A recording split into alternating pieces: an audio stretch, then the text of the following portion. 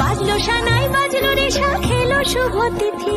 রাজার ঘরে ছোট রানী এলো পদ্মাবতী রাজার আরো 6টি রানীর ছিল না সন্তান পদ্মাবতীর কোলালোতে মিলল সমাধান বছর যেতে জন্ম নিল 7 ছেলে 1 মেয়ে হয় খুশির আকাশ হঠাৎ কালো মেঘে গেল হিংসেতে যায় জ্বলে পুড়ে বাকি 6টি রানী যুক্তি করে ঘটায় ওরা 7 কুমারের হানি সুযোগ মতো 7 ছেলেকে মাটিতে দেয় পুঁতে